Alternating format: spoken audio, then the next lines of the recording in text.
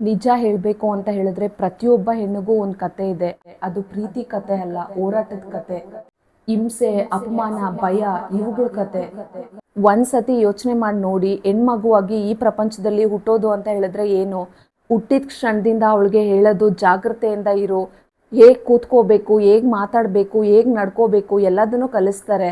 ಆದ್ರೆ ಯಾಕೆ ಹೆಣ್ಣಿನ ಜೀವನದ ಮೊದಲ ಪಾಠ ಎಚ್ಚರಿಕೆಯಿಂದ ಇರಬೇಕು ಅನ್ನೋದಾಗಿರುತ್ತೆ. ನೀವು ಕಂಡಿರೋ ಅಂತ ಯಾವ್ದಾದ್ರು ಹೆಣ್ಣತ್ರ ನೀವು ಕೇಳಿ ನೋಡಿ, ಅವ್ರ ಲೈಫಲ್ಲಿ ಡೆಫಿನೆಟ್ಲಿ ಈ ರೀತಿಯಾಗಿರುವಂಥ ಬಿಟ್ಟರ್ ಎಕ್ಸ್ಪೀರಿಯನ್ಸ್ನ ಲೈಫಲ್ಲಿ ಒಂದ್ಸತಿ ಆದರೂ ಅನುಭವಿಸಿರ್ತಾರೆ. ಅವ್ರು ನಿಮ್ಮ ಅಕ್ಕ ಆಗಿರಲಿ, ಅಥವಾ ನಿಮ್ಮ ಹೆಂಡತಿ ಆಗಿರಲಿ, ನಿಮ್ಮ ತಂಗಿ ಆಗಿರಲಿ, ಯಾಕೆ ನಿಮ್ಮ ತಾಯಿ ಕೂಡ ಈ ರೀತಿಯಾಗಿರುವಂಥ ಪರಿಸ್ಥಿತಿನ ಅನುಭವಿಸಿರ್ತಾರೆ. ಬನ್ನಿ ನೋಡೋಣ.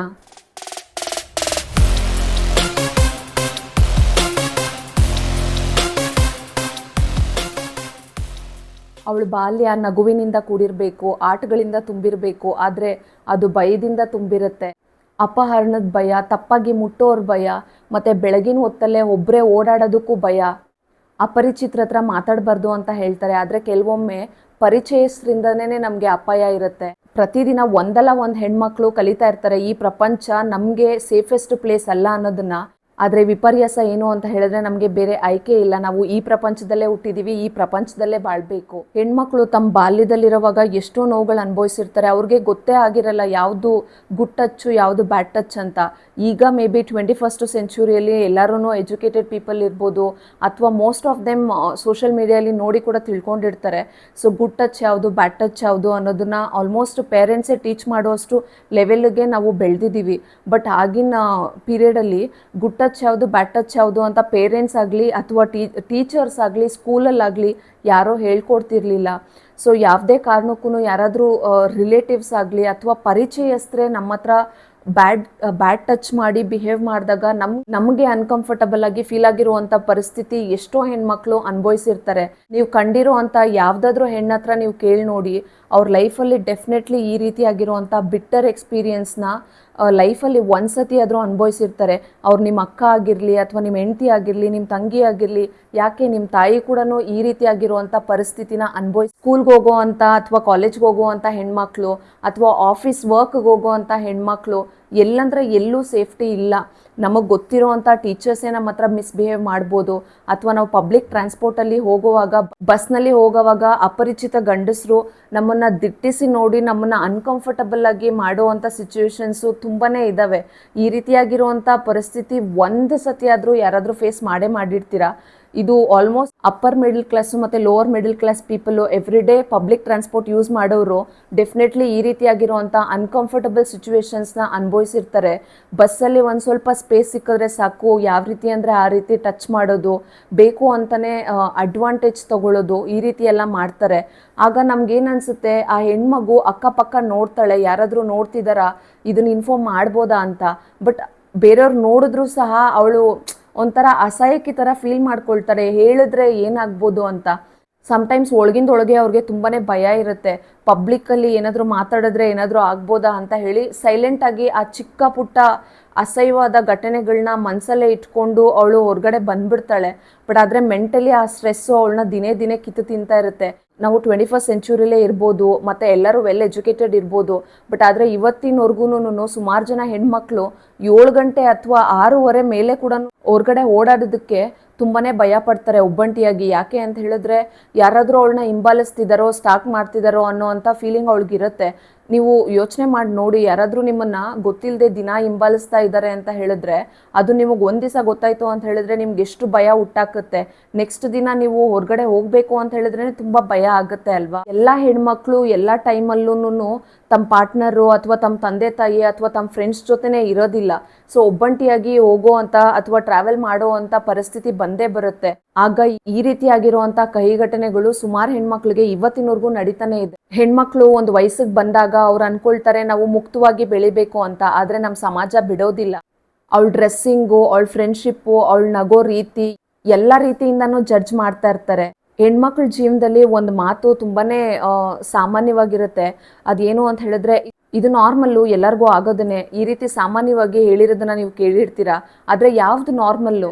ನಾವು ಎಲ್ಲನೂ ಇದನ್ನು ಅನುಭವಿಸಿರ್ತೀವಿ. ರೋಡಲ್ಲಿ ಹೋಗೋವಾಗ ನಾವು ಸ್ವಲ್ಪ ಸ್ಟ್ರೆಸ್ಫುಲ್ ಆಗಿ ಬ್ಯಾಗ್ನ ಗಟ್ಟಿಯಾಗಿ ಹಿಡ್ಕೊಂಡು ಅಥವಾ ಫೋನ್ನ ಗಟ್ಟಿಯಾಗಿ ಹಿಡ್ಕೊಂಡು ಇಲ್ಲಾಂದರೆ ನಮ್ಮ ಬೀಗನ ಗಟ್ಟಿಯಾಗಿ ಹಿಡ್ಕೊಂಡು ಪಟ ಅಂತ ಫಾಸ್ಟಾಗಿ ವಾಕ್ ಮಾಡೋದು, ಹಿಂದೆ ಮುಂದೆ ನೋಡಿಕೊಂಡು ಯಾರಾದರೂ ನಮ್ಮನ್ನು ಫಾಲೋ ಮಾಡ್ತಿದ್ದಾರಾ ಅಂತ ಯೋಚನೆ ಮಾಡೋದು, ಅಥವಾ ನಮಗೆ ಯಾವುದೇ ಕಾಲ್ ಬಂದಿರೋದಿಲ್ಲ ಆದ್ರೂ ಒಂದು ಸೇಫ್ಟಿಗೋಸ್ಕರ ಯಾರ್ದೋ ಕಾಲ್ ತೊಗೊಂಡು ಮಾತಾಡ್ತಿದ್ದೀವಿ ಅನ್ನೋ ರೀತಿ ನಾವು ಪ್ರಿಟೆಂಡ್ ಮಾಡೋದು, ಅಥವಾ ಬೇಕು ಅಂತಲೇ ನಮ್ಮ ಫ್ರೆಂಡ್ಸಿಗೆ ನಾವು ಇರೋ ಇಂಥ ಜಾಗದಿಂದ ಮನೆಗೆ ತಲುಪೋವರೆಗೂ ಫೋನ್ ಮಾಡಿ ಮಾತಾಡೋದು.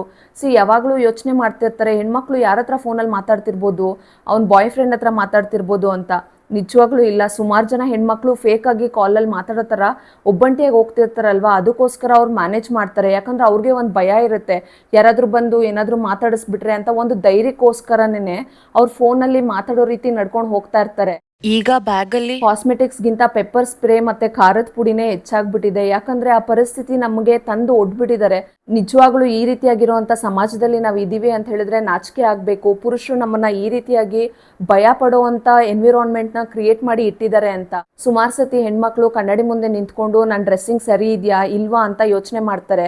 ಆದರೆ ಅದು ಫ್ಯಾಷನ್ಗೋಸ್ಕರ ಅಲ್ಲ, ಸುರಕ್ಷತೆಗೋಸ್ಕರ. ಯಾರ ಕಣ್ಣಿಗೆ ಇದು ತಪ್ಪಾಗಿ ಕಾಣಿಸ್ಬೋದು ಅಂತ ಅವಳು ಒಂದು ಕ್ಷಣ ಆದರೂ ಯೋಚನೆ ಮಾಡೇ ಮಾಡ್ತಾಳೆ. ಇದು ಸಣ್ಣದಾಗಿ ಸ್ಟಾರ್ಟ್ ಆಗುತ್ತೆ. ರೋಡಲ್ಲಿ ಹೋಗೋವಾಗ ಬ್ಯಾಡ್ ಕಮೆಂಟ್ಸ್ ಪಾಸ್ ಮಾಡೋದು, ಸ್ಮೈಲ್ ಮಾಡು, ಯಾಕೆ ಇಷ್ಟೊಂದು ಸೀರಿಯಸ್ ಆಗಿದೆಯಾ, ಮತ್ತು ಬಸ್ಸಲ್ಲಿ ಹೋಗೋವಾಗ ತಟ್ಕೊಂಡು ಹೋಗೋದು ಅಥವಾ ಮುಟ್ಕೊಂಡು ಹೋಗೋದು, ಬೇಕು ಅಂತಲೇ ಡ್ಯಾಶ್ ಮಾಡ್ಕೊಂಡು ಹೋಗೋದು, ಈ ರೀತಿಯಾಗಿ ಸಣ್ಣ ಸಣ್ಣ ವಿಚಾರದಿಂದನೇ ಸ್ಟಾರ್ಟ್ ಆಗುತ್ತೆ ಕಿರಿಕಿರಿ. ಈ ರೀತಿಯಾಗಿರುವಂಥ ಅಬ್ಯೂಸಸ್ಸು ಬರೀ ಹೆಣ್ಮಕ್ಳಿಗೆ ಮಾತ್ರ ಅಲ್ಲ, ಗಂಡು ಮಕ್ಳು ಕೂಡ ನಡೆಯುತ್ತೆ. ಆದರೆ ಔಟ್ ಆಫ್ 100 ಪೀಪಲ್ಲು ನೀವು ಗಂಡು ಮಕ್ಕಳಲ್ಲಿ 10 ಜನಕ್ಕೆ ಈ ರೀತಿಯಾಗಿರುವಂಥ ಅಬ್ಯೂಸಸ್ ನಡೆದ್ರೆ, ಹೆಣ್ಮಕ್ಳನ್ನ ನೀವು ಕೇಳಿ ನೋಡಿ 100ರಲ್ಲಿ 100 ಜನಕ್ಕೂ ಈ ರೀತಿಯಾಗಿರುವಂಥ ಅಬ್ಯೂಸಸ್ ನಡೀತಾ ಇರುತ್ತೆ. ಅವ್ರ ಹತ್ರ 100 ಆಫ್ ಸ್ಟೋರೀಸ್ ಇರುತ್ತೆ ಅದ್ರ ಬಗ್ಗೆ ಹೇಳೋದಕ್ಕೆ. ಹೆಣ್ಮಕ್ಳು ಎಷ್ಟು ಅನ್ಸೇಫ್ ಆಗಿದ್ದಾರೆ ಅಂತ ಹೇಳಿದ್ರೆ ಅವ್ರ ಡೆಡ್ ಬಾಡೀಸ್ ಕೂಡ ಸೇಫ್ ಇಲ್ಲ. ಸುಮಾರು ಜನ ನೀವು ನೋಡಿರ್ತೀರ ಅಥವಾ ಕೇಳಿರ್ತೀರ, ಈವನ್ ಡೆಡ್ ವುಮನ್ನ ಕೂಡ ರೇಪ್ ಮಾಡಿರೋ ಅಂಥ ಸಂದರ್ಭಗಳು ಎಷ್ಟೋ ಕೇಸಸ್ಸು ಇವಾಗಲೂ ನಮ್ಮಲ್ಲಿದ್ದಾವೆ. ಅಂದರೆ ಹೆಣ್ಣು ಎಲ್ಲಿ ಸೇಫ್ ಆಗಿದ್ದಾರೆ. ಈವನ್ ಹೋಲಿ ಆಡೋವಾಗಲೂ ಅಷ್ಟೇನೆ, ಗುಡ್ ಟಚ್ ಯಾವುದು ಬ್ಯಾಡ್ ಟಚ್ ಯಾವುದು ನಿಜವಾಗ್ಲೂ ಗೊತ್ತಿಲ್ಲ. ಎಲ್ಲರೂ ನಿಜವಾಗ್ಲೂ ಪ್ರೀತಿಯಿಂದ ನಮಗೆ ಹೋಲಿ ಹಾಕ್ತಾರ, ಅಥವಾ ಆ ಟೈಮಲ್ಲಿ ನಮಗೆ ಯಾವುದಾದ್ರೂ ತಪ್ಪಾಗಿ ಮುಟ್ಟಿದ್ರು ಕೂಡ ನಾವು ಗಮನಕ್ಕೆ ತಗೊಂಡಿಲ್ಲ ಅಂತ ಅವ್ರು ಅಂದ್ಕೊಳ್ತಾರೆ. ಬಟ್ ಆದರೆ ಸುಮಾರು ಜನ ಹೆಣ್ಮಕ್ಳಿಗೆ ಮಾತ್ರನೇ ಗೊತ್ತು, ಅವ್ರ ಅಂತರಂಗಕ್ಕೆ ಗೊತ್ತು ಅದು ತಪ್ಪಾಗಿರೋ ಅಂಥ ಟಚ್ ಅಂತ. ಹೆಣ್ಮಕ್ಳು ಏನು ಅಂದ್ಕೊಳ್ತಾರೆ, ಚಿಕ್ಕವರಿದ್ದೀವಿ ನಾವು, ಅದಕ್ಕೋಸ್ಕರನೇ ಈ ರೀತಿ ಆಗ್ತಿದೆ, ನಾವು ಬೆಳೀತಾ ಬಂದಾಗ ದೊಡ್ಡವರಾದ್ಮೇಲೆ ಈ ರೀತಿಯಾಗಿರುವಂಥ ಸಂದರ್ಭ ಬರೋದಿಲ್ಲ ಅಂತ. ಆದರೆ ಈ ರೀತಿಯಾಗಿರುವಂಥ ಹಿಂಸೆ ನಿಲ್ಲಲ್ಲ, ಆದರೆ ರೂಪ ಮಾತ್ರ ಚೇಂಜ್ ಆಗತ್ತೆ ಅಷ್ಟೇನೆ. ಆಫೀಸ್ಗಳಲ್ಲಿ ಜೋಕ್ ಅಂತ ಹೇಳಿ ಅತಿರೇಕದ ಮಾತುಗಳಾಡ್ತಾರೆ, ಮತ್ತು ಆನ್ಲೈನಲ್ಲಿ ಕಮೆಂಟ್ ಅಂತ ಹೇಳಿ ಅಸಭ್ಯವಾಗಿ ಮೆಸೇಜಸ್ ಕಳಿಸೋದು, ಈ ರೀತಿಯಾಗಿರುವಂಥ ಸಂದರ್ಭನೆಲ್ಲ ಫೇಸ್ ಮಾಡಬೇಕಾಗತ್ತೆ. ಆದರೆ ಜನ ಹೇಳ್ತಾರೆ ಅದು ಸೋಷಿಯಲ್ ಮೀಡಿಯಾ, ಇಗ್ನೋರ್ ಮಾಡು ಅಂತ. ಬಟ್ ಆದರೆ ಆ ರೀತಿಯಾಗಿರುವಂಥ ಥ್ರೆಟ್ಸು ಆನ್ಲೈನಿಂದ ಬಂದರೂ ಅಷ್ಟೇನೆ, ಆನ್ ಫೇಸ್ ಬಂದರೂ ಅಷ್ಟೇನೆ ಭಯ ಆಗುವಂಥ ಪರಿಸ್ಥಿತಿನೇ ಅದು. ಭಯ ಆಗುತ್ತೆ ಅನ್ನೋ ಮಾತ್ರಕ್ಕೆ ಅದು ದೌರ್ಬಲ್ಯ ಅಲ್ಲ, ಅದು ಒಂಥರ ಸ್ಟ್ರೆಸ್ ಅಂತ ಹೇಳ್ಬೋದು. ಮತ್ತು ಟಯರ್ಡಾಗಿ ಫೀಲ್ ಮಾಡಿಸ್ಬಿಡುತ್ತೆ ನಮ್ಮನ್ನು. ಏನು ಈ ಸೊಸೈಟಿ ಈ ರೀತಿಯಾಗಿದೆಯಲ್ಲ ಅನ್ನೋ ಅಂಥ ಒಂದು ಇನ್ನರ್ ಟಯರ್ಡ್ನೆಸ್ಸು, ಪ್ರತಿದಿನದ ಹೋರಾಟದ ಟಯರ್ಡ್ನೆಸ್. ಪ್ರತಿ ಸತಿನೂ ತಪ್ಪಾದಾಗ ಹೆಣ್ಮಕ್ಳು ತನಗೆ ತಾನೇ ಒಂದು ಕ್ವಶನ್ ಕೇಳ್ಕೊಳ್ತಾರೆ, ನಾನೇನಾದರೂ ತಪ್ಪು ಮಾಡಿದ್ನಾ, ಇಲ್ಲ ಅವ್ರು ಈ ರೀತಿ ಮಾಡೋದಕ್ಕೆ ನಾನೇನಾದರೂ ಉತ್ತೇಜನ ಕೊಟ್ನಾ ಅಂತ. ಆದರೆ ಅದಕ್ಕೆ ನಮ್ಮ ಮೈಂಡಿಂದ ಸಿಗೋವಂಥ ಕ್ಲಿಯರ್ ಉತ್ತರ ಇಲ್ಲ ಅಂತ. ಈವನ್ ನನಗೂ ಕೂಡ ಈ ರೀತಿಯಾಗಿರುವಂಥ ಬ್ಯಾಡ್ ಎಕ್ಸ್ಪೀರಿಯೆನ್ಸ್ ಆಗಿದೆ. ಯಾಕೆ ಅಂತ ಹೇಳಿದ್ರೆ, ಚಿಕ್ಕ ವಯಸ್ಸಲ್ಲಿರೋವಾಗ ನಮ್ಮನ್ನು ಗೊತ್ತಿರೋರೇನೇ ದೊಡ್ಡವರು ನಮ್ಮನ್ನು ಮುಟ್ಟಿದಾಗ ನಮ್ಗೆ ಒಂಥರ ಅಸಹ್ಯವಾಗಿ ಫೀಲ್ ಆಗಿರುತ್ತೆ. ಬಟ್ ನಮ್ಮ ತಾಯಿ ಹತ್ರ ಹೋಗಿ ಹೇಳಿದಾಗ ಇನ್ನೊಂದು ಸತಿ ಅವ್ರ ಮನೆಗೆ ಬಂದಾಗ ಮಾತಾಡೋದಕ್ಕೆ ಬಿಡಲ್ಲ, ಅಷ್ಟು ಪ್ರೊಟೆಕ್ಟ್ ಮಾಡಿರ್ತಾರೆ. ಆ ಸಂದರ್ಭನ ನಾವು ಮತ್ತೆ ಮತ್ತೆ ನೆನೆಸ್ಕೊಂಡಾಗ ಏನನ್ಸುತ್ತೆ ಅಂತ ಹೇಳಿದ್ರೆ ಮನ್ಸಿಗೆ ತುಂಬಾ ದುಃಖ ಆಗುತ್ತೆ. ಸುಮಾರು ಸತಿ ನಾನು ಒಬ್ಬಳೇ ಕಾಲೇಜ್ಗೆ ಹೋಗಿ ಬರೋವಾಗಲೂ ಅಷ್ಟೇ ಯಾರೋ ನನ್ನನ್ನು ಹಿಂಬಾಲಿಸೋ ಥರ ಫೀಲ್ ಆಗಿದೆ. ಮತ್ತು ಯಾರಾದರೂ ನನ್ನ ಬಸ್ಸಲ್ಲಿ ಟಚ್ ಮಾಡಿದಾಗ ನನಗೆ ತುಂಬಾ ಆಕ್ವರ್ಡಾಗಿ ಫೀಲ್ ಆಗಿದೆ. ಆಗ ಅವ್ರನ್ನ ತೆಗೆದು ಒಗ್ದಾಕ್ಬಿಡೋಣ ಅನ್ನೋಷ್ಟು ಕೂಡ ಕೋಪ ಬಂದಿದೆ. ಬಟ್ ನಾವು ತುಂಬ ಅಸಹಾಯಕವಾಗಿ ಫೀಲ್ ಮಾಡ್ಕೊಳ್ತೀವಿ. ಯಾಕೆ ಆ ರೀತಿ ಟಚ್ ಮಾಡ್ತಾರೆ ಅಂತ ತುಂಬ ಮೈಂಡಲ್ಲಿ ಓಡ್ತಾನೆ ಇರುತ್ತೆ. ಅದು ಒಂದೇ ಒಂದು ಕ್ಷಣ ಅಷ್ಟೇನೆ. ಬಟ್ ನಮಗೆ ಲೈಫ್ ಲಾಂಗು ಅದನ್ನು ಮರೆಯೋದಕ್ಕೇ ಆಗಲ್ಲ. ಆ ರೀತಿಯಾಗಿರೋವಂಥ ಒಂದು ತಪ್ಪು ಘಟನೆಯಾಗಿ ರಿಜಿಸ್ಟರ್ ಆಗಿಬಿಡುತ್ತೆ. ನೀವು ಆಲ್ಮೋಸ್ಟ್ ನ್ಯೂಸ್ಗಳಲ್ಲೆಲ್ಲ ನೋಡ್ತಾ ಇರ್ಬೋದು ಸುಮಾರು ಕೆಟ್ಟ ಘಟನೆಗಳು ನಡೀತಾ. ಹೆಣ್ಮಕ್ಳು ಎಷ್ಟು ಸೇಫು ಅನ್ನೋ ಕ್ವಶನ್ನು ಪದೇ ಪದೇ ಬರ್ತಾನೆ ಇರುತ್ತೆ. ಹೆಣ್ಮಕ್ಳೆಲ್ಲ ಈವನ್ ಮುದುಕರು ಕೂಡ ಸೇಫ್ ಇಲ್ಲ. ಯಾಕೆ ಅಂತ ಹೇಳಿದ್ರೆ ಮುದುಕರನ್ನ ಕೂಡ ಮಾಡಿರೋ ಅಂಥ ಕೇಸಸ್ ಎಷ್ಟೊಂದಿದ್ದಾವೆ. ಈಗ ರೀಸೆಂಟಾಗಿ ಒಂದು ನ್ಯೂಸ್ ಬಂದಿತ್ತು, ತಮಿಳ್ನಾಡಲ್ಲಿ ಬೆಳಗ್ಗೆ ರೋಡ್ ಗುಡಿಸ್ತಾರಲ್ವ, ಅವ್ರು ಬಂದುಬಿಟ್ಟು ಸ್ವೀಪ್ ಮಾಡ್ಕೊಂಡಿದ್ರಂತೆ. ಸೊ ಆಗ ಯಾರೋ ಒಂದು ಹುಡುಗ ಬಂದು ಆ ಗಾಡೀಲಿ ನಿಂತ್ಕೊಂಡು ಅಡ್ರೆಸ್ ಕೇಳೋ ಥರ ನಿಂತ್ಕೊಂಡು ಅವನ ಅಂಗಾಂಗನ ಓಪನ್ ಮಾಡಿ ತೋರಿಸಿದ್ನಂತೆ. ಸೊ ಆಗ ಆ ಹೆಂಗಸು ಏನು ಮಾಡಿದ್ದಾರೆ, ಆ ಪರ್ಕೆ ಇದೆಯಲ್ಲ ಗುಡಿಸೋದು, ಅದರಲ್ಲೇ ಚೆನ್ನಾಗಿ ಹೊಡೆದು ಅವ್ರನ್ನ ಓಡಿಸಿದ್ದಾರೆ. ಇದು ಅಲ್ಲಿ ಇದಾರಲ್ಲ ರೆಸಿಡೆಂಟ್ಸು, ಅವ್ರದ್ದು ಯಾರ್ದೋ ಒಬ್ರದ್ದು CC ಕ್ಯಾಮ್ರಾ ಅಲ್ಲಿ ಇದು ರೆಕಾರ್ಡ್ ಆಗಿದೆ. ಅಂದರೆ ನಮ್ಮ ತಾಯಿ ವಯಸ್ಸು ಅವ್ರಿಗೆ, ನೋಡೋದಕ್ಕೆ ಎಷ್ಟು ಏಜ್ ಆಗಿದ್ದಾರೆ, ಅವ್ರ ಹತ್ರ ಕೂಡ ಅಷ್ಟು ಮಿಸ್ಬಿಹೇವ್ ಮಾಡಿದ್ದಾರೆ. ಈಗ ಸುಮಾರು ಜನ ಆ ರೀತಿ ಚಿಕ್ಕ ಮಕ್ಳ ಹತ್ರ ಕೂಡ ಮಾಡುವಂಥ ಗಂಡಸರು ಇದ್ದಾರೆ. ಬಟ್ ಆಗ ನಾವು ಏನು ಮಾಡಬೇಕು ಅಂತ ತುಂಬಾ ಭಯಕ್ಕೆ ಒಳಗಾಗ್ತಾರೆ ಅಥವಾ ಸೈಲೆಂಟಾಗಿ ಹೋಗ್ಬಿಡ್ತಾರೆ ಹೆಣ್ಮಕ್ಳು. ಬಟ್ ಏನು ಮಾಡಬೇಕು ಅಂದರೆ ನಾವು ಶೌಟ್ ಮಾಡಬೇಕು. ನಾವು ಶೌಟ್ ಮಾಡಿದಾಗ ಅವ್ರಿಗೆ ಅಸಹ್ಯ ಆಗುತ್ತೆ, ಅವಮಾನ ಆಗುತ್ತೆ. ನೆಕ್ಸ್ಟ್ ಟೈಮ್ ಅವರು ಆ ರೀತಿ ಮಾಡೋದಿಲ್ಲ. ಈ ಆಂಟಿ ಮಾಡಿದ್ರಲ್ಲ, ಅವನಿಗೆ ಅದು ಕರೆಕ್ಟಾದ ಕೆಲಸ. ಚೆನ್ನಾಗಿ ಚಚ್ಚಿ ಬಾರಿಸಿದಾರೆ ಅವನಿಗೆ. ಇನ್ನೊಂದ್ಸತಿ ಅವ್ನು ಯಾವುದೇ ಕಾರಣಕ್ಕೂ ಆ ರೀತಿಯಾಗಿ ಮಾಡಬಾರ್ದು. ನೆಕ್ಸ್ಟ್ ಟೈಮ್ ಮಾಡಬೇಕು ಅಂತ ಹೇಳಿದ್ರು ಯೋಚನೆ ಮಾಡಬೇಕು. ನಾವು ಆ ರೀತಿಯಾಗಿ ಬುದ್ಧಿ ಕಲಿಸ್ಬೇಕು. ಯಾವಾಗಲೂ ನಾವು ಹಿಂಸೆನ ಒಳಗೊಳಗಡೆನೆ ಅನುಭವಿಸಿದಷ್ಟು ಅವ್ರಿಗೊಂದು ಸ್ಟ್ರೆಂತ್ ಬರುತ್ತೆ. ಓಕೆ, ಯಾರೂ ಮಾತಾಡಲ್ಲ, ಯಾರೂ ವಾಯ್ಸ್ ಔಟ್ ಮಾಡಲ್ಲ ಅಂತ ಹೇಳಿ. ನಾವು ವಾಯ್ಸ್ ಔಟ್ ಮಾಡಿದಷ್ಟು ಅವ್ರಿಗೆ ಭಯ ಜಾಸ್ತಿ ಆಗಿ ನೆಕ್ಸ್ಟ್ ಟೈಮ್ ಆ ರೀತಿ ಮಾಡೋದಕ್ಕೆ ಹೆದರ್ತಾರೆ. ದೊಡ್ಡವರು ಒಂದು ಮಾತು ಹೇಳಿದ್ದಾರೆ, ಹೆಣ್ಣೊಂದು ಕಲಿತರೆ ಶಾಲೆಯೊಂದು ತೆರೆದಂತೆ ಅಂತ. ಅಂದರೆ ಈ ಮಾತು ಎಷ್ಟಕ್ಕೆಷ್ಟು ನಿಜ ಅಂತ ನನಗೆ ಗೊತ್ತಿಲ್ಲ. ನಮ್ಮ ಪ್ರಪಂಚ ಎಷ್ಟು ಕೆಟ್ಟದಾಗಿ ಹೋಗಿದೆ ಅಂತ ಹೇಳಿದ್ರೆ, ಚಿಕ್ಕ ಮಕ್ಕಳ ಮೇಲೆ ಈ ರೀತಿಯಾಗಿರುವಂಥ ಅಸಭ್ಯ ವರ್ತನೆಗಳು ಮಾಡಿದ್ರೆ ಅವ್ರು ಯಾರಿಗೂ ಹೇಳ್ಕೊಳ್ಳಲ್ಲ, ಭಯ ಪಡ್ತಾರೆ ಅಂತ ಹೇಳಿಬಿಟ್ಟು ಜಾಸ್ತಿ ಚಿಕ್ಕ ಮಕ್ಕಳನ್ನೇ ಮಿಸ್ಯೂಸ್ ಮಾಡ್ತಾರೆ. ಆದರೆ ದೊಡ್ಡೋರು ಕೂಡ ಇದಕ್ಕೆ ಬಲಿಯಾಗ್ತಿದ್ದಾರೆ. ರೀಸೆಂಟಾಗಿ ಕೋಲ್ಕತ್ತಾ ಅಲ್ಲಿ ಆಗಿತ್ತಲ್ವಾ, ಡಾಕ್ಟರ್ ಮೌನಿತಾ ದಾಸ್ ಅವ್ರದ್ದು ಕೇಸು. ಮೇ ಬಿ ಎಲ್ಲರಿಗೂ ಗೊತ್ತಿರುತ್ತೆ. ಅವರು 31 ಇಯರ್ಸ್ ಓಲ್ಡ್. ಆಗಸ್ಟ್ 2024 ಈ ಕೇಸ್ ನಡೆದಿದ್ದು. ಅವ್ರು ಓದ್ತಿರೋ ಅಂಥ ಮೆಡಿಕಲ್ ಕಾಲೇಜಲ್ಲೇ ಅವ್ರು ಮಾಡಿ ಸಾಯಿಸ್ತಾರೆ. ಅಂದರೆ ಅವ್ರಿಗೆ ಇವಾಗವರೆಗೂ ಜಸ್ಟಿಸ್ ಸಿಕ್ಕಲಿಲ್ಲ. ಅಂದರೆ ಎಲ್ಲಿ ಸೇಫ್ಟಿ ಇದೆ? ಈವನ್ ಓದಿರೋ ಹೆಣ್ಮಕ್ಳು ಕೂಡ ಸೇಫ್ಟಿ ಇಲ್ಲ. ಸ್ಲಮ್ಮಲ್ಲಿ ಕೂಡ ಸುಮಾರು ಜನ ಹೆಣ್ಮಕ್ಳಿದ್ದಾರೆ. ತುಂಬ ಬಡತನದ ರೇಖೆಯಲ್ಲಿರೋ ಅಂಥ ಹೆಣ್ಮಕ್ಳು ಇರ್ತಾರೆ. ಬೀದಿಲಿ ಮಲಗೋ ಅಂಥ ಹೆಣ್ಮಕ್ಳನ್ನು ಬಿಡೋದಿಲ್ಲ, ಮತ್ತು ಬುದ್ಧಿಮಾಂದ್ಯ ಹೆಣ್ಮಕ್ಳನ್ನು ಬಿಡೋದಿಲ್ಲ, ಮತ್ತು ಡೆಡ್ ಬಾಡೀಸ್ನ ಕೂಡ ಬಿಡೋದಿಲ್ಲ. ಮತ್ತು ಸತ್ ಮೇಲೂ ಕೂಡ ನಮಗೆ ಒಂದು ಪ್ರೊಟೆಕ್ಷನ್ ಇಲ್ಲ ಅಂತ ಹೇಳಿದ್ರೆ ಇದಕ್ಕೆಲ್ಲ ಯಾರು ಕಾರಣ? ಗಂಡಸರೇ ಕಾರಣ. ನಾವು ಎಲ್ಲಿ ಸೇಫ್ ಆಗಿದ್ದೀವಿ? ಬದುಕವಾಗಲೂ ನಾವು ಸೇಫ್ ಆಗಿಲ್ಲ, ಸತ್ ಮೇಲೂ ನಾವು ಸೇಫ್ ಆಗಿ. ಯಾರಾದರೂ ನಮ್ಮನ್ನ ಕ್ರಿಂಜ್ ಥಾಟಿನ ನೋಡ್ತಿದ್ರೆ, ಅಥವಾ ನಮ್ಮನ್ನ ಬ್ಯಾಡ್ ಟಚ್ ಮಾಡಿದ್ರೆ, ಅಥವಾ ರೋಡಲ್ಲಿ ಹೋಗೋವಾಗ ತಪ್ಪಾಗಿ ಮಾತಾಡಿದ್ರೆ, ಬ್ಯಾಡ್ ಕಮೆಂಟ್ಸ್ ಪಾಸ್ ಮಾಡಿದ್ರೇ ನಮಗೆ ತಡ್ಕೊಳ್ಳೋದಕ್ಕಾಗಲ್ಲ. ಆದರೆ ಅತ್ಯಾಚಾರಕ್ಕೆ ಒಳಗಾಗುವಂಥ ಹೆಣ್ಮಕ್ಳು ಎಷ್ಟು ಕಷ್ಟ ಅನುಭವಿಸಿರ್ಬೋದು ಅಲ್ವಾ? ಅದನ್ನು ಹೇಳೋದಕ್ಕೆ ನಮಗೆ ಅಷ್ಟೊಂದು ಕಷ್ಟ ಆಗ್ತಿದೆ ಅಂತ ಹೇಳಿದ್ರೆ, ಆದರೆ ಆ ಕಷ್ಟನೆಲ್ಲ ಗೋತ್ರು ಮಾಡಿ ಅದಾದಮೇಲೆ ಕೂಡ ಅವ್ರು ಬದುಕಬೇಕು ಅಂತ ಅಂದ್ಕೊಂಡ್ರೆ ನಮ್ಮ ಸಮಾಜ ಅವ್ರನ್ನ ಬಿಡೋದಿಲ್ಲ. ಪದೇ ಪದೇ ಅವ್ರನ್ನ ಚುಚ್ಚಿ ಮಾತಾಡಿನೇ ಅವ್ರು ಅಂತ ಪರಿಸ್ಥಿತಿ ಬಂದ್ಬಿಡುತ್ತೆ. ಸುಮಾರು ಜನ ಹೆಣ್ಮಕ್ಳು ಈ ರೀತಿ ಆದಮೇಲೆ ಮಾಡ್ಕೊಳ್ಳೋದು ಯಾಕೆ ಅಂತ ಹೇಳಿದ್ರೆ, ಸಮಾಜದ ಕಣ್ಣಲ್ಲಿ ಅವರು ಚೀಪಾಗಿ ಹೋಗ್ಬಿಡ್ತಾರೆ. ಅವರೇ ಧೈರ್ಯ ತಗೊಂಡು ಮುಂದಕ್ಕೆ ನಾನು ಬಾಳ್ತೀನಿ ಅಂತ ಯೋಚನೆ ಮಾಡಿದ್ರು ಪದೇ ಪದೇ ಅವ್ರ ವಿಚಾರನ ಗಾಸಿಪ್ ಮಾಡಿಕೊಂಡು ಅವ್ರ ಹಿಂದ್ಗಡೆ ತಪ್ಪಾಗಿ ಮಾತಾಡೋದು ಅಥವಾ ಸಿಂಪತಿ ತೋರಿಸೋದು, ಈ ರೀತಿ ಎಲ್ಲ ಮಾಡ್ತಾರೆ. ಸೊ ಈ ರೀತಿ ಮಾಡೋದ್ರಿಂದ ಅವರು ಕೂಡ ಧೈರ್ಯ ಕೆಡೋವಂಥ ಪರಿಸ್ಥಿತಿ ಬರುತ್ತೆ. ದಯವಿಟ್ಟು ನೀವು ಧೈರ್ಯ ಕೆಡಬೇಡಿ. ನೀವೇನಾದರೂ ಬ್ಯಾಡ್ ಸಿಚುವೇಶನ್ ಗೋತ್ರು ಮಾಡಿದ್ರೆ ಸೊ ಒಂದಲ್ಲ ಒಂದು ರೀತಿ ನೀವು ಅದರಿಂದ ಆಚೆ ಬರ್ಬೋದು. ನಮ್ಮ ಸಮಾಜದಲ್ಲಿ ಎಲ್ಲರೂ ಕೆಟ್ಟವರಲ್ಲ. ಒಳ್ಳೆ ಜನದಿಂದ ನಾವು ಸಪೋರ್ಟ್ ತಗೊಂಡು ಮುಂದಕ್ಕೆ ಚೆನ್ನಾಗಿ ಬಾಳಿ ತೋರಿಸ್ಬೋದು. ನಿಮಗೂ ಒಂದು ಜೀವನ ಇದೆ. ಯಾರೋ ಒಬ್ರು ಮಾಡೋ ತಪ್ಪಿಗೆ ನಿಮ್ಮ ಜೀವನನ ನೀವು ಯಾಕೆ ಕೊನೆ ಮಾಡ್ಕೊಳ್ತೀರಾ? ದಯವಿಟ್ಟು ಆ ನಿರ್ಧಾರಕ್ಕೆ ಯಾವತ್ತೂ ಬರಬೇಡಿ.